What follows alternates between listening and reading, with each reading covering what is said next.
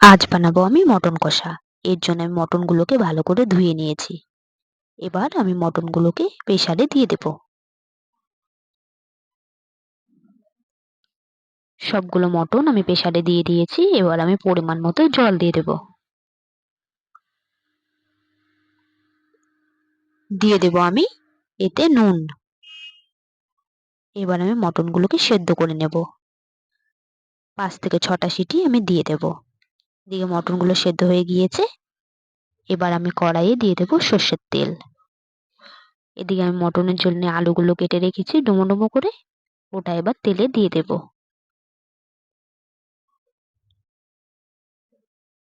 এবার আলুগুলোকে ভালো করে ভেজে নেব। লাল করে ভেজে নিতে হবে। এদিকে আলুগুলো আমার লাল করে ভাজা হয়ে গিয়েছে। আলুগুলোকে আমি তুলে নেব।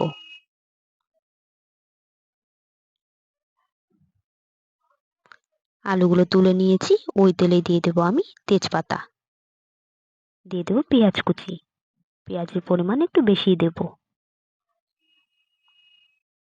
পেঁয়াজগুলোকে আমি এবার কিছুটা লাল করে ভেজে নেব।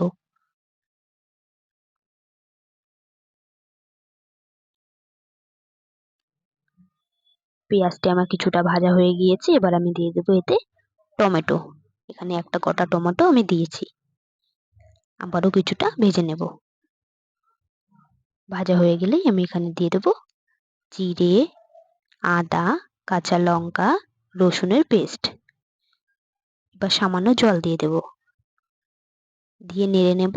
নেড়ে এবার আমি দিয়ে দেব এতে স্বাদ মতো নুন, হলুদ গুঁড়ো, দিয়ে দেব এতে ধনে গুঁড়ো,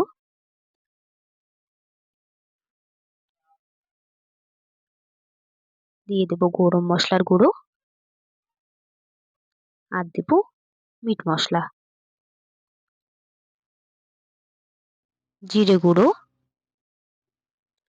এবার ভালো করে নেড়ে নেব।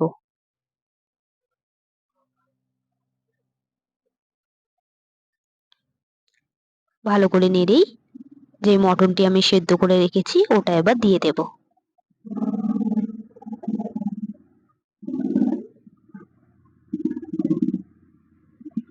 এবার আমি এতে ভেজে রাখা আলুগুলো দিয়ে দেব। এবার নেড়ে নেব। নেড়ে মশলাটির সঙ্গে ভালো করে কষিয়ে নিতে হবে। টমেটো যখন দেখবে গলে যাচ্ছে তখন এরকম করে আমি ঘেঁটে দেব, যাতে ভালো করে মিশে যায়। এবার আমি মটনটিকে ভালো করে কষিয়ে নেব।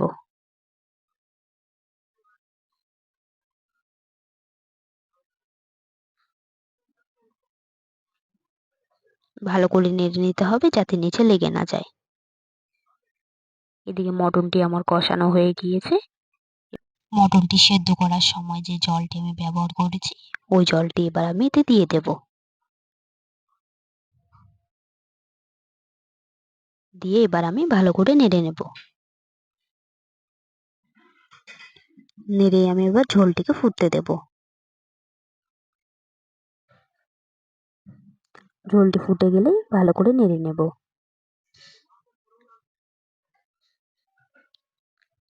নেড়ে এবার আপনি যতটা ঝোল চান অতটা করে নেবেন। আমি এখানে বেশি ঝোল করব না, এই জন্যে আমি এদিকে বেশি ঝোল রাখবো না।